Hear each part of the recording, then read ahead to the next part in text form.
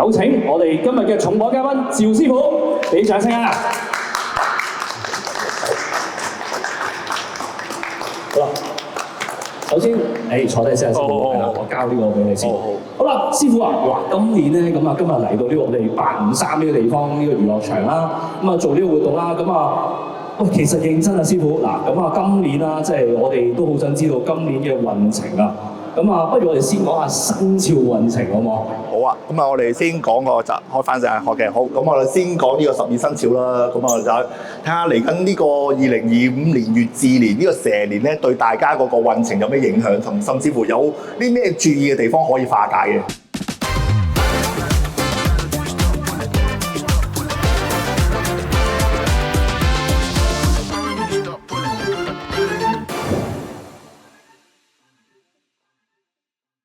大家好啊！我係振雄師傅啊！嚟緊25號夜晚8點鐘咧，會喺我自己頻道裏邊咧開個直播。咁啊，直播裏邊咧，我會送出幾個免費測算嘅。大家有興趣呢個，記得要訂閱我呢個頻道，同埋要關注，記得撳埋個啷啷啊！咁我哋12生肖嚟講，今年咧就蛇年咧有4個生肖犯太歲嘅。咁唔知在座有冇朋友喺度即係屬蛇嘅就值太歲啦，今年蛇年啦。咁啊，第2個生肖就屬係猴啦、屬豬啦、屬虎啦，呢4個生肖咧都係犯太歲。咁唔知大家有冇去攝太歲啦？咁若然大家都會係犯太歲嘅，咁就去一個太歲廟度攝太歲嘅，咁啊有平安符袋翻喺身嘅裏邊咧，就可以化解平安好多噶啦嚇。係喎，師傅，我想問下咧，即係好似話，譬如係今年係蛇年啦，咁我如果屬蛇係坐太歲嘅啫。係啊。咁其實坐太歲同犯太歲有咩分別嘅？嗱，每一個犯太歲嘅情況之下咧都唔同嘅。啊，值太歲即係蛇年就屬蛇嘅人士咧就值太歲，即係本命年。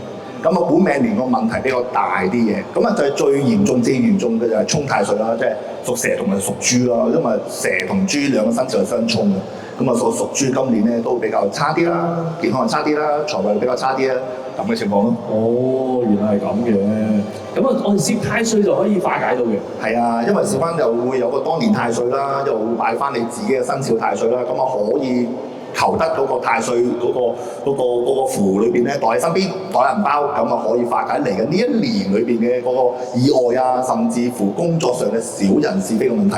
明白，好啦。咁不如事不宜遲，我哋講下我哋12生肖啦。喂，12生肖先開始，第一個就係老鼠啦，因為始終都係12生肖第一個排先到老鼠先嘅。咁啊，所以大家唔好意思啊，如果在座有啲屬豬嘅人士咧，可能係去到最尾嘅，等聽晒之前11個先到自己咯咁樣啦。啊，我先講係屬鼠嘅人士先。屬鼠今年咧就係幾好嘅，即係喺12個生肖裏邊咧，最好就屬鼠嘅。咁啊，所以變咗今年屬鼠嘅人士咧，有粒最好吉星就係紫微，因為咁多粒星裏邊咧，就係一個紫微星，紫微星係最大嘅星，同埋最吉同埋嘅喜慶星咯。所以變咗屬鼠人士今年咧，個工作運咧就會有升職加薪啦，甚至乎係個工作表現裏邊咧得到上司嘅賞識。啊！如果做生意裏邊咧，都會今年會好轉咗啊！當然舊年2024年咧，就係呢個龍年咧都唔算太差咁啊，因為三蚊龍同鼠都係3合嘅。咁啊，而家嚟緊呢一個屬鼠嘅人士咧，有呢個紫微星的話咧，做生意啊、打工仔啊，樣樣都暢順咗好多，同埋順利咗好多嘅。哦，咁屬鼠今年有冇話有啲咩嘢係即係可能話有利就可能有弊㗎啦？係，咁啊，始終有空星都喺度，即係暴敗咧，裏邊咧都會影響咗屬鼠人士嘅。咁啊，暴敗裏邊咧都會有啲突然其來嘅事情啊。因為想暴敗星咧，就有個名稱啊，叫破壞王。咁啊，破壞王會令到咧呢個屬鼠人士咧喺呢個咁暢順嘅年份裏邊咧，無端端會有啲嘢會事件發生啊，甚至乎有啲阻礙啊，甚至乎有啲破壞嘅情況出現咗。咁啊，所以變得咧今年屬鼠人士咧，唔好太過自滿，唔好太過得意忘形。咁啊，如果係做事嗰方面咧，就要謹慎少少。咁啊，變得咧會係唔好俾個破壞王個呢粒空星裏邊咧出現咯。咁我師傅話嗱，破壞王好似好犀利咁喎。係啊，因為究竟係一啲小人啦，定係一啲意外咧？意外，即使會做下嘢都會有啲無端嘅阻滯啊，甚至乎會有啲嘢係會令到咧要你停一停，或者甚至乎件事咧，傾下好似好容易成功啊，但係都會破壞咗或拆散咗嘅情況，咁又要再從頭再嚟過嘅情況咯。咁屬鼠嘅朋友就要注意下啦。係啊。好啦，咁我哋講下下一個生肖啦。下一個屬牛啦，咁啊屬牛嘅人士咧，今年咧係3合太歲，咁啊所以變咗3合太歲做咩意思咧？蛇、雞、牛，咁啊巳酉丑係三合嘅。三合太歲情況之下咧，屬牛嘅人士咧，今年有粒華蓋星。華蓋星，華蓋星如果對於一啲做演藝事業、銷售、推廣、marketing 呢啲工作嘅人士咧，會容易有啲名成利就咯。又甚至乎會係讀書的話咧，都會容易有啲華蓋星的話咧，會容易有啲科名啊，或者甚至乎容易有啲突出。所以華蓋咧都會容易有人賞識咁嘅情況。喂，咁幾好喎，師傅。係啊，好似你做呢啲咁嘅行業咪啱晒咯。係咯，但可惜我唔係師傅。等下有機會。OK。啊，所以華蓋今年咧，如果係從事呢方面咧，如果普通打工仔真係冇乜着數啦，即係冇乜作用咯。即係譬如係一啲受薪啊，係一啲內部工作啊，做一啲文書工作啊，咁呢啲人士咧就會冇乜呢個華蓋星嘅帶來嘅好處咯。明白。咁嗱，都係嗰句有利有弊。咁佢嘅唔好今年喺邊咧？唔好嘅空星咧，裏邊咧有個白虎同埋天哭啊！喂，大家都聽見啦，個天哭喎，即係聽見都話因為有唔開心嘅事情啦。嗱、白虎咧係指女人，所以變咗今年都會俾啲女人去煩，即係譬如男命又好，女命又好，都會俾阿媽去煩。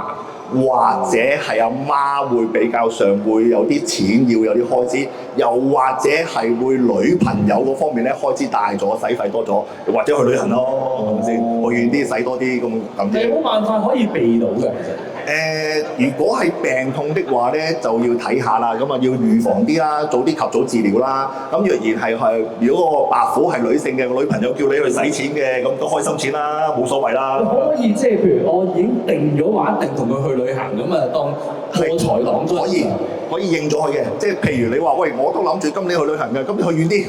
使多啲咁啊，俾個白虎喎，咁啊佢就使多啲開心錢，咁冇所謂嘅，咁啊先變咗咧應咗佢，令到個事情咧唔好俾其他問題發生，咁都可以嘅，係啊。喂，咁呢個方法幾好喎！嗱，屬牛嘅朋友記住啦，早啲定咗一啲旅行或者使咗錢先，同啲女人一齊使。係啦，同啲女人一齊使，咁你就嗱自己又開心得嚟，佢又開心，就破咗個劫佢。係，所以變得咧唔好諗住慳住啊，慳住可能真係天哭啊！天哭嘅意思即是有啲屋企嘅長輩，屋企嘅長輩會使錢用錢嘅情況之下咧，咁啊開支大咗，咁啊變咗咧你自己去用錢花費，自己破財，破咗你自己荷包啲錢，咁就你變咗你個屋企嘅女性長輩冇天哭嘅呢個空星嘅影響咯。咁啊天哭就會有啲屋企嘅女性長輩有健康嘅出咗問題。咁啊變咗咧，你自己化解咗，應咗佢，咁就減少個問題出現啦。呢個好好嘅計劃。係啊。OK，好啦，咁下一個生肖啦。下一個生肖屬虎啦。咁頭先都講過，就犯太歲生肖啦。咁啊，其中一個就屬虎啦。屬虎咧就叫害太歲。害太歲嘅意思即是喺人事上同埋感情上會有啲阻滯，甚至乎有啲拆散嘅情況。例如你拍下拖嘅，話你感情唔係咁好啊，或者甚至乎你同你個另一半唔係太夾啊，咁會有呢啲咁嘅問題出現。即係有小人喎。梗係啦，因為犯太歲一定係有小人。明白。犯太歲嘅小人就係話一係工作，一係你身邊嘅人，咁啊所以變咗你今年咧屬虎人士咧就要小心啲喺感情上或者係工作上嘅人士會出問題。咁嗱，即係如果工作上就我諗係容易避免啲嘅，但係你如果私人感情咧係難避免嘅喎。私人感情就可以破解咧。叫個女朋友唔好聽咁多嘅。哇，呢啲有啲難搞啦。要聽到啲咩都唔好理佢咁咪得咯。即係男又好，女又好咁啊！你話聽到啲小人是非講咧，翻嚟再同你講嘅時候，你咪話：唔好理佢啦，你今年犯太歲啊！咁呢啲一定有出現嘅，咁咪變得咪可以化解呢個問題咯。咁我哋講講屬虎人士有啲吉星嘅。係。咁吉星有啲天德同埋係福星嘅。我哋講先福星先啦。福星嘅代表一啲咧係福祿嘅，福祿嘅代表又飲飲食食。飲食多咗，今年屬虎嘅人士咧就娛樂啊、朋友啊，甚至乎有啲遠方嘅朋友會揾翻你啊，即係會跟住會聚會食飯娛樂嘅性質會多咗好多。所以今年屬虎人士小心就肥咗，因為飲食多咗，好容易偏肥。咁另外有個天德啦，天德咧會喺個工作上會有啲上司啊，咁啊甚至乎貴人力啊，甚至乎喺屋企裏邊咧多咗會帶領一啲屋企人係去一啲遠方啊、旅行啊，甚至乎係屋企嘅親戚嘅聚會多咗好多添。所以天德加福星嚟講咧，係家庭親朋戚友嘅聚會多咗好多。所以變咗今年屬虎人士咧，今年咧會成日都忙啲屋企啲嘢啊，忙朋友食飯啊，忙同邊個食飯啊，咁啊又食多咗啊，運動少咗啊，今年就小心食肥咗啦。即係嗱，即係佢其實今年應酬多喎。係啊，應酬多啲啦。唔怪之會犯咗呢個小人就係因為應酬多，咁啲朋友就講好多唔好嘅説話。係啦，講是講非啦，係啦，因為多數大家圍埋就喺度講是非啊嘛。咁啊，所以變咗今年咧就都忙嘅，屬虎人士都忙嘅，走動多咗。始終係驛馬嘅，即係蛇、猴、豬、虎呢4個生肖咧叫驛馬星。驛馬咧嘅意思即係成日多走動啦，會忙碌啊咁嘅情況，所以變咗虎年遇上屬虎人士遇上蛇年的話咧，今年會走動多咗，都係會同啲親朋戚友啊會走嚟走去食飯娛樂咁嘅時陣。咁都幾開心啊佢。咁都係嘅，咁啊但係都有啲空星喎，咁啊空星咧都會有啲六害同埋劫煞。咁六害頭先解釋咗啦，即係啲人事上嘅問題啦，有啲人會講是講非啦。咁啊劫煞啦，劫煞就係會啲破財同埋係會用錢多咗，劫就係即係攞咗你啲荷包錢。咁啊，所以劫煞嚟講咧，今年會有啲係開支大咗，同埋使費大咗，甚至乎無端端破財。咁所以變咗咧，今年屬虎嘅人士咧，今年犯太歲嘅，始終咧都係我即係建議下攝太歲咯。因為攝太歲咧，對於佢健康啊，甚至乎啲係運程都會好啲嘅。否則會劫煞，會令到佢嘅健康變差咗，會令到係啲醫藥費，甚至乎娛樂、使費、食飯用錢多咗。明白。咁嘅情況咯。好啦，咁我哋不如講下下一個生肖啦。兔仔啦，兔仔啦，咁啊兔仔咧今年咧就會比較暢順好多啦，因為兔仔咧過去2023、2024兩年咧連續都犯太歲，今年就唔使犯太歲啦。哇，終於捱過咗啦，兔仔。係啊，連續捱咗2年犯太歲，連續2年都要攝太歲。今年唔使攝太歲啦，兔仔，所以今年咧兔仔咧暢順好多，所以變咗今年咧兔仔今年有夠吉星嘅，叫6分。6分代表咗打工仔咧喺嗰個事業上同埋地位上咧都有種提升嘅作用。咁所以變咗兔仔今年咧就會個事業上會有突出啦。如果咁講喺2023年同埋2024年2年咧，佢犯太歲情況之下咧捱過咗，甚至乎係避免咗佢犯太歲怪嘅問題出現的話咧，喺嚟緊2025年嘅蛇年咧，佢呢個6分星咧的話咧，佢個工作表現甚至乎地位有所提升。所以變咗呢個6分星會對於佢過去嗰2年冇轉工，或者甚至乎係避免咗壞問題，甚至乎有攝太歲，工作表現更加之係平穩地咧，今年咧會有種升職加薪嘅跡象。加官進帳喎。係啊，6啊嘛，6即係錢，6即係錢。分都係即係受分嘅。受分嘅意思係啊，所以變咗就升職加薪嘅意思咯。唔錯。係啊。都有空星嘅，有啲係有一個災煞，災煞嘅意思即係會有啲意外，天然嘅意外。譬如果佢係會係喺呢啲落雨嘅地方啊，甚至乎行山啊，呢啲就小心啲啊。咁所以變咗災煞咧，就會係令到佢會有啲無端端喺啲即係啲出邊嘅地方。即係或行喺街外嘅地方，會有啲會意外發生咁嘅情況。咁佢係屬於大意外定係小意外？都係小意外咯，始終我又唔係犯太歲，明白又唔係犯太歲，都幾好喎。即係佢嗱加官進帳，但係都係啲小意外咁，都還可以。係啊，咁啊最好冇意外啦。係咯，最好冇意外。人生就最好都平平穩穩啊，無風無險。明白。係咁啊。咁今年嘅兔仔都唔錯啊！今年兔仔其實嚟講都過咗2年嘅犯太歲之後咧，今年就會暢順好多，甚至乎會開心好多。咁啊，當然頭先都講過有個災煞啦，咁啊災煞都係有啲無端端嘅小意外，咁啊所以變咗避免下一啲行山啊、行街啊呢啲咁嘅災煞嘅空星嘅問題啫，咁啊可以好平平穩穩平安過渡呢1年㗎啦。好啦，咁啊跟住不如講下今年嘅蛇，唔係喎，我哋應該講龍年先。龍啦，係啦，龍年舊年犯太歲啦，今年就冇啦，係啦，今年就冇犯太歲，咁啊就甩係天喜星。天喜星就比較會係有啲屋企會有啲喜慶事，譬如屋企會有人結婚啦，或者屋企會有人會擺大壽啦，即係有啲屋企有啲喜慶事，或者甚至乎開心事情，甚至乎係會有啲大言排席咁嘅情況。即係龍年應該係好㗎嘛？龍年好嘅，龍年舊年犯太歲，犯完太歲，今年就會比較上會暢順好多，甚至乎冇咁多煩惱，所以變咗今年有粒天喜星。天喜星燒你講下先。天喜星就會令到佢屋企嘅環境，甚至乎係嗰、成個全年裏邊咧都有啲喜慶事同埋開心事。甚至乎今年可能會直頭屬龍嘅人士，天喜星去飲嘅次數都比較多啲。哦。即係會參加啲喜慶節目咯。因為我聽咧，即係啲老人家講咧，就話因為蛇年龍蛇嘅混雜，所以龍年多咗喺蛇年就會好啊嘛。蛇混雜好似嗰啲係咪即係佢係咁講？佢話即係因為龍同蛇都係咁上下嘢，即係雞犬不寧嗰啲朋友啊嘛。即係佢又所以蛇年好，即係一蛇年咧，龍年個運就係。因為十二生肖裏邊咧，蛇同龍咧係特別活躍啲嘅。係就會啲嘅，咁我唔知在座有冇人係屬龍或者屬蛇啦。如果屬龍屬蛇嘅人士，在夏天出世嘅人咧，呢一類嘅八字咧個命盤咧會特別會活躍同埋特別好動咁嘅。所以變得咧，佢唔係文靜啊，或者甚至乎唔係悶嘅人嘅，佢係特別好動同埋特別活躍嘅命格嘅，即係喺八字命盤度睇。好啦，我哋再講翻呢個屬龍嘅凶星啦。咁凶星裏邊咧有粒病符同埋天煞。好啦，病符就好簡單啦，大家聽個名已經知係病符就係一啲病痛咯，唔舒服咯，因為好似流感咁咯，係啦，所以變咗屬龍有陣時咧，今年要注意嘅健康啦，佢可能去啲高危嘅地方就會戴口罩啦。係啦，咁即係啲感冒菌多嘅地方就要出遊小心啲啦，咁咯。咁天煞好似好恐怖咁喎。天煞好似天煞孤星咯。係咯。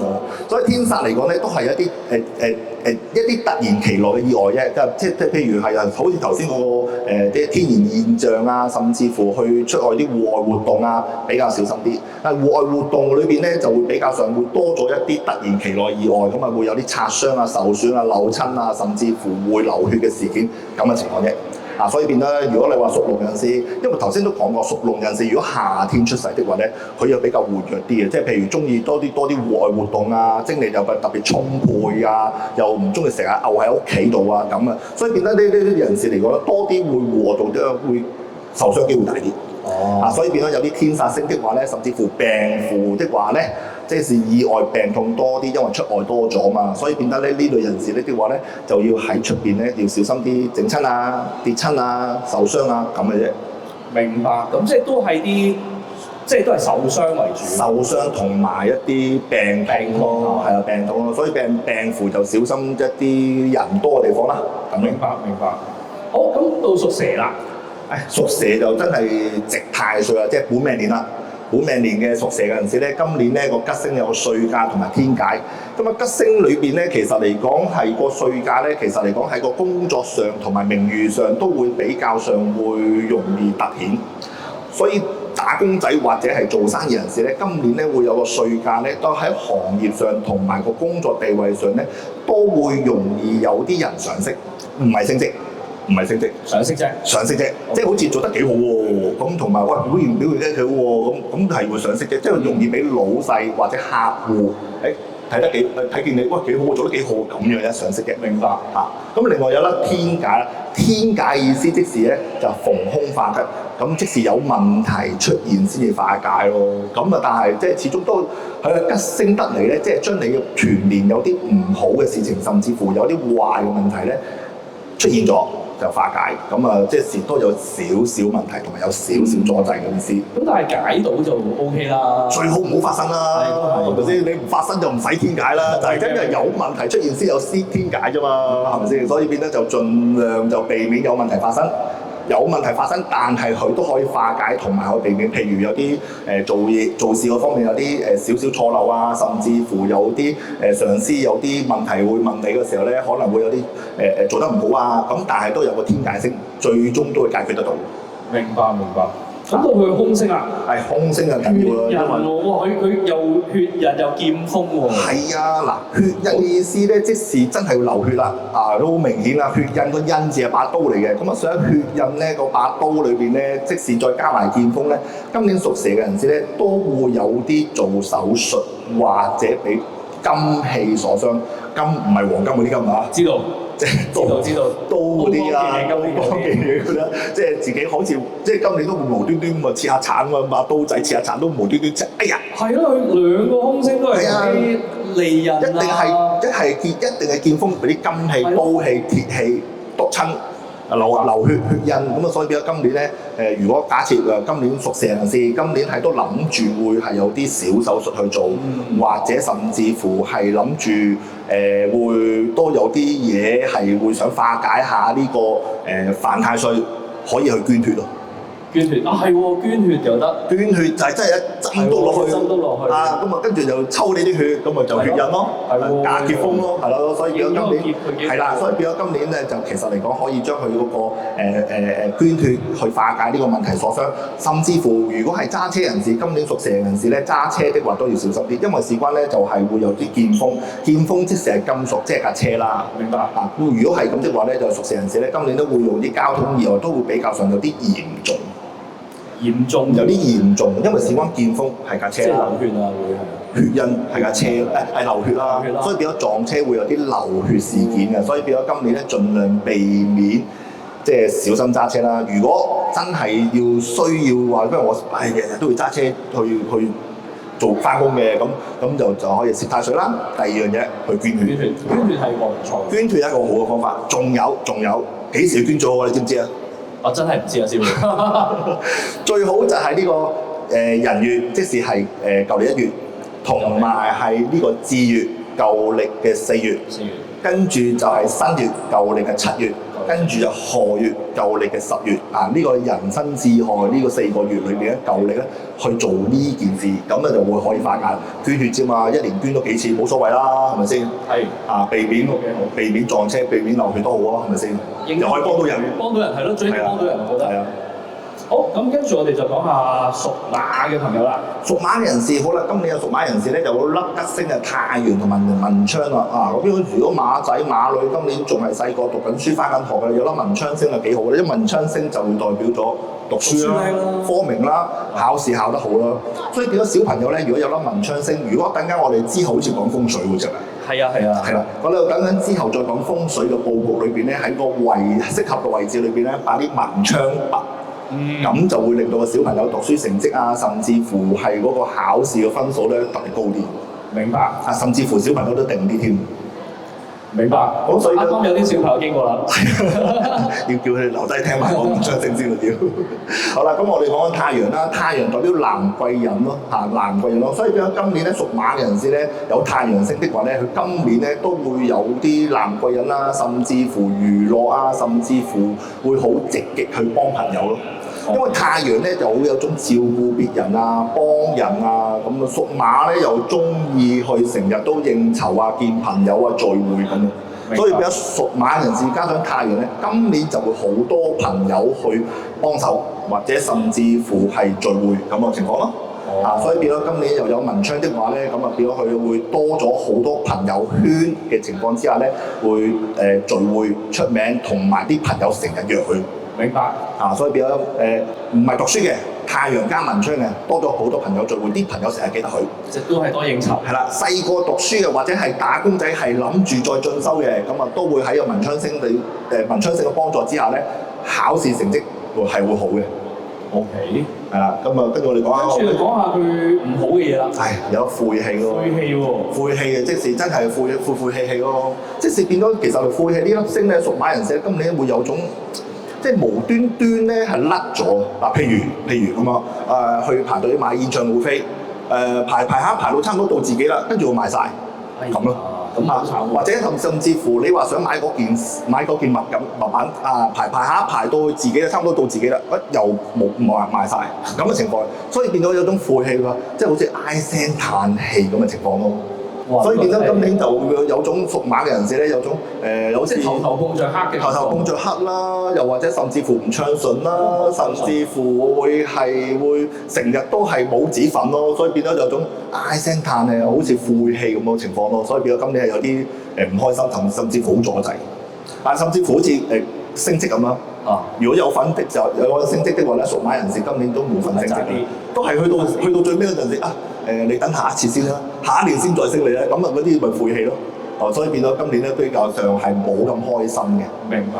咁年殺啦，年殺啦就會今年個年殺比較呢個殺咧比較上係影響大啲啦，因為有個全年影響比較大啲，所以變咗今年咧破財啊，甚至乎阻滯啊，甚至乎係意外啦，都會喺全年裏邊咧都會個影響比較大啲，所以變咗年殺加晦氣咧，所以變咗今年咧有種頭碰著黑啊。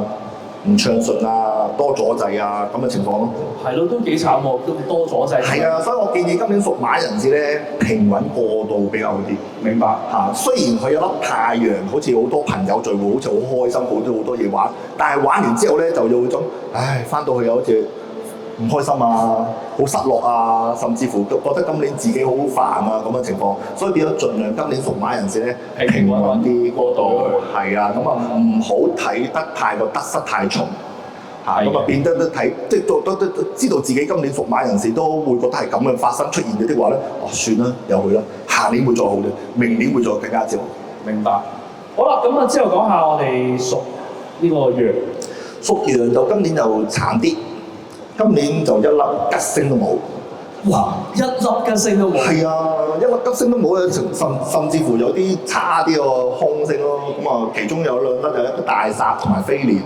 飛廉代表咗同屋企人會口舌不和，同埋會係拗撬，甚至乎係會有啲疏離咁嘅情況。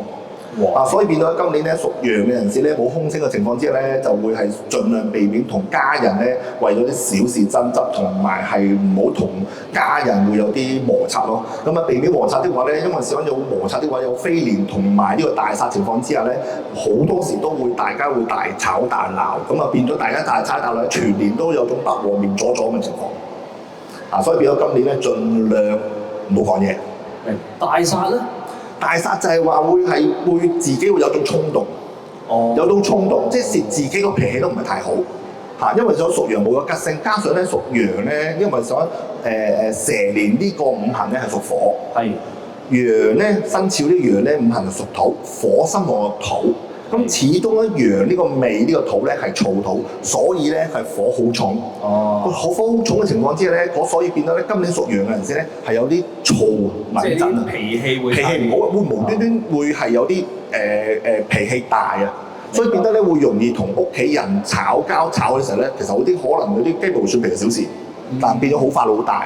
咁發到好大嘅情況，咪家人不和啊，甚至乎有啲會面阻阻啊，甚至乎有啲不理不睬啊，咁啊甚至乎會搬走添。哇！咁嚴重。係啊，所以即係屬羊嘅朋友，今年真係要忍讓下。忍讓下，同埋避唔好講嘢，唔好講嘢，唔好講嘢，直情唔好講嘢，好嚴重喎。又即係唔係睇見屋企嗰啲嘢，可能有啲意見不合咁，由佢咯，由佢咯，係咯，睇淡啲，睇淡啲，係啦。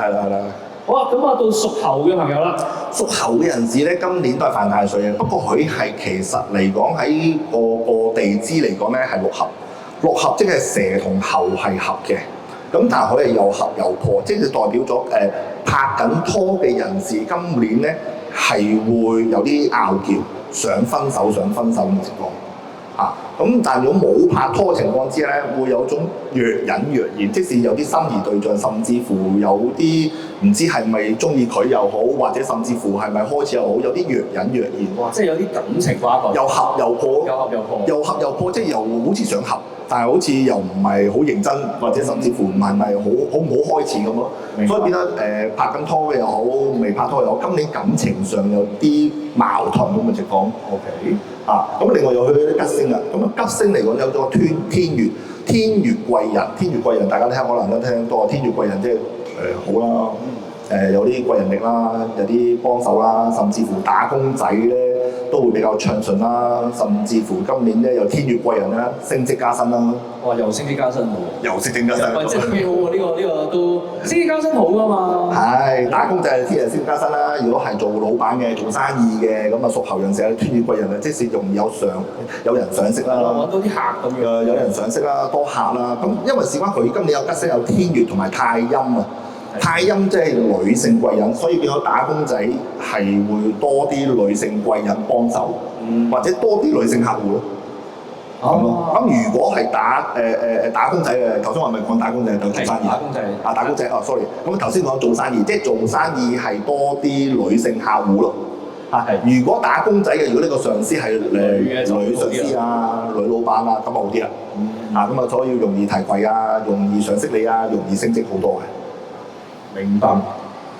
咁另外有空星啦，空星啦，係啦，空星啦，三型係啦，三型，因為事關地支嚟講咧，人生至害咧，其中3個咧都會三型㗎啦，咁啊，所以變咗咧今年咧就係又合又破咯。三型嘅情況之後有啲矛盾，人事不和同埋是非同埋小人咯，所以變得就今年就會係攝下太歲啦，避免小人發生啦，自己就要注意一下自己犯太歲就唔好避免去講説話小心啲啦，即係工作上啊，甚至乎客戶上啊，小心會有三型嘅問題咧，會有投訴事件。投訴事件。係啊，因為成日有小人同埋是非㗎嘛，就咪有小人是非，咁啊會容易將件事化到最大最不和嘅情況之下咧，就會投訴啦。咁啊，若然小事的話咧，成日都有啲小人啊，背後啊講啲壞話啊咁咯。明白。咁啊，呢個孤神啊，係啦，孤神咧就男怕孤神，女怕寡宿啦。咁男命的話咧，今年咧孤神的話咧，即係男仔嘅猴子啦。咁啊，今年咧冇拖拍的話咧，繼續冇拖拍咯。即時頭先我又話合又破啊嘛。即時如果男仔如果今年係單身嘅，今年都係會覺得有啲心儀對象，但又唔夠膽追，又唔知好唔好追，咁啊變咗就繼續單身。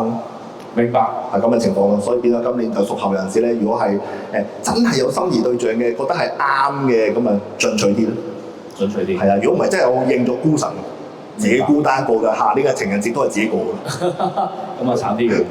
好啦，咁跟住講下屬雞啦，我哋不如。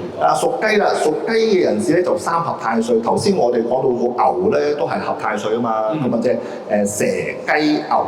咁啊，同埋雞都係合太歲嘅，所以今年雞咧都係合太歲，人際關係、人事上、工作上同埋生意上咧都幾好嘅，係工作機會多咗好多嘅，所以變咗今年屬雞嘅人士咧有個三台三合，另外就有個將星啦，將星代表咗喺工作上打工仔裏邊咧係多咗好多發揮機會。即使個老闆好多有啲工作嘅 task 俾你啦，或者甚至乎有啲新嘅 project 要你去發展啊、發揮啊，喂，呢啲都係公司賞識你機會，同埋係覺得你有能力先至俾你做嘛，所以變咗一個將領啦。所以變咗有個將星情況之下咧，你會有個工作上嘅領導能力，同埋係帶領一大班人去做嘢，咁呢個係一個升職機會嚟。升職機會。係啊，所以變咗今年屬雞嘅人士咧，今年就盡量把握啦，做好呢個表現啦，同埋運用呢個三台，因為事關都係有一個三合嘅情況，喺人事上、部門上、感情上同埋合作上都會多咗好多機會，所以變咗配合呢個將星情況之下咧，喺工作表現或者係生意上咧，你都可以攞到好多個發展機會，同埋發揮得表現好。咁都幾好。係啊，所以變咗做生意即係變咗。多咗好多人識你啦。如果打工仔的話咧，就會多咗好多人事上合作，令到你發揮表現得好好。整體都感覺佢唔錯喎。咁啊，講下佢嘅空星啊。空星有個官符同埋破碎啦。官符代表咗呢個官非是非同埋投訴事件，所以變咗屬雞人士咧就要小心啲啦。始終屬雞嘅生肖咧，可以咁講，佢比較上係難以聽別人意見。因為事關屬雞呢個生肖咧，佢比較上奄尖啲，對自己要求高啲，對件事又要求高啲，所以變咗其他人意見咧未必啱自己心意。明白。所以變得咧，佢會難以聽人講嘅情況之下咧，會容易有種難以磨合啊。嗱，難以磨合嘅小則就會人事上有啲投訴啦、不和啦。大件事咧有啲官非啊、是非啊、投訴事件啦，投訴事件就叫小事啦。如果做生意就小心啲啊，做屬雞人士今年做生意咧會有啲投訴官非是非嘅事件出現啦。咁當然有冇辦法可以化解啊？都有嘅。咁啊，自己可以係忍厚啲啦，係啦，避忌下啦，低調啲啦，係啦，就唔需要特登。我都聽到有啲師傅講話，特登揸架車去俾個差人去抄一抄牌咁啊，當係收咗張告票嚟去化解咁又唔使嘅。咁啊，所以凡事即係即係忍讓一下，甚至乎大家去多啲去傾下、了解下都可以嘅，唔需要特登去收張告票嘅。係啊，唔需要認咗佢。咁另外就破碎啦，破碎好似好。即係呢個感覺好似好差喎。係啊，嗱，破碎即係代表咗，因為事關屬雞人士有個三台啊，同埋象徵啊，所以變得今年咧會容易傾下會散咗。即係嗱，你講佢會帶領一啲人啦，咁破碎有機會佢帶下就會有拗撬咁。拗撬啦，或者傾嘅合作嘢會散咗啦，甚至乎係會團隊會意見不合咧，會有種破碎嘅情況。明白。所以變咗今年屬雞人士咧，要運用翻你嗰個工作嘅面俱圓。同埋人事上要圓滑啲，咁啊比較好。否則喺個不和嘅情況咧，官府即係投訴啦，不和啦，同埋人事啦。咁如果去到破碎情況之下咧，個人事上不和有啲散嘅情況。如果做生意咧，就會容易傾生意合約，同埋係嗰單生意咧傾下咧都會散咗咁嘅情況。咁啊，所以有破碎聲呢個會影響咯。明白，咁佢真係要小心啲啦，小心啲啦，謹慎啲啦，同埋係會即係聽多啲別人意見會比較好，因為屬雞就比較自尊心比較重啲。明白。好啦，咁啊，跟住講下屬狗咯。屬狗啦，咁啊屬狗今年就雖然唔係犯太歲，舊年係沖太歲，今年咧就會比較上好忙。咁啊好忙啲咩咧？我哋有粒吉星就個紅鸞星。紅鸞星動啊嘛，所以變咗今年有機會結婚啊、嫁娶啊，甚至乎有啲喜慶事。不論自己係結婚或者屋企有人嫁娶，佢哋都會係屬狗人士咧，即係好忙。譬如你屋企有啲兄弟姊妹，或者甚至乎屋企有啲人咧，今年結婚，你都好忙啊，安排啲酒席啊，安排啲嫁娶啊嘅嘢事情咁啊，會屬狗嘅人士今年會有種好忙，為咗啲家庭嘅喜慶事會走動多咗。係。另外有粒月德啦，月德就代表佢今年嘅財運係好嘅，所以變咗今年個月德星咧，你個金錢上啊，甚至乎收入上咧有增加啦，甚至乎有啲突然其來嘅錢會到嘅。所以變得今年咧，喺屬狗人士咧，喺三合嘅月份咧裏邊咧，可以進取一啲橫財咁啊，可以買啲六合彩咯。係。所以變咗邊個月啊？就係三合嘅月，壬午戌，壬月即係今年嘅舊曆1月，新曆2月。5月就係舊曆嘅5月，新曆嘅6月。咁啊，大家都可以喺呢個三合月裏邊咧，就可以少試下呢啲橫財咯。收到。咁啊，月德星對於金錢上會有個幫助情況。咁狗今年幾好喎，又啦，紅鸞又升動啦，跟住又有財運喎，仲要。因為過咗舊年嘛，舊年沖太歲嘛，舊年好差。咁你沖到勁，今年又俾佢開心下啦，捱得過就今年紅鸞升動㗎啦。但我見今年有個叫死符喎，呢個空星。死符咧就代表屋企咧，即係有啲長輩咧有啲病痛啦，健康唔係太好啦，甚至乎係會自己咧個健康嗰方面咧，如果病起身嚟都特別嚴重。明白。所以變咗今年咧要注重健康啦，身體上咧即係出入即係又係咁講啦，人多嘅地方就出嚟小心啲啦。如果唔係隻病起上嚟比較嚴重性高啲啦，甚至乎係會即係睇1-2次醫生先至好嗰種咯。佢完全合乎咗財多身子弱。係啊，可能唔係嘅，可能真係會有咗紅鸞星動，跟住好忙到身體入邊差咗就會病痛多咗咁咯。明白。因為今年屬狗人士喺蛇年裏邊咧，好忙嘅跡象，好忙。OK。係啊，咁另外有個空星啦，空星係小號啦。小號係啊。小號就有啲小財會流失咯，即係譬如屋企啲家庭電器無端端壞啊。屋企又換下啲家私啊，咁啊又多咗無端端嘅額外開支啊，有啲小錢成使。所以變咗咧，大多數都係屋企啲電器家私、屋企嘅用品要使費大咗咁嘅情況啫。明白，咁都幾好啊！佢嗱又有啲橫財或者多財，不過使翻少少錢啫。係啊，我接受。換下電視機咁咯。係咯，幾好啊！換下家私，幫下屋企人啊。係啊。好啦，咁我哋不如講下豬年啦。好啦，咁啊最後呢個生肖啦，屬豬啦，咁啊大家之前啊聽到鼠去到最尾第二個12個生肖就屬豬啦。咁啊屬豬今年係最差，因為蛇同豬係相沖嘅。咁啊相沖嘅情況之下，一定係會多變動變化，或者甚至乎係多阻滯。沖係咪一定最壞？唔係，沖係代表變化，所以變咗係12生肖裏邊咧，唔需要太過擔心，一定係沖一定係最差。所以變咗人與人之間相沖，一定係有變化同埋產生呢個火花嘅，咁唔一定差，有好有壞。所以今年屬豬嘅人士咧，有個吉星係國印同埋驛馬。12生肖裏邊咧，頭先都講過啦，人生至害，即係蛇、猴、豬、虎呢4個生肖咧係驛馬嚟嘅，所以俾今年豬係驛馬，加上係相沖咧係特別多走動。咁啊做到特別多走動嘅即係去旅行多啲啊，成日會走嚟走去啊，好忙啊。加上佢有粒吉星係國印意思代表咗上司睇得起佢，俾多啲機會去做，同埋俾多啲嘢去發展發揮。咁啊所以變咗今年佢特別忙，喺工作上會特別忙，多咗走動。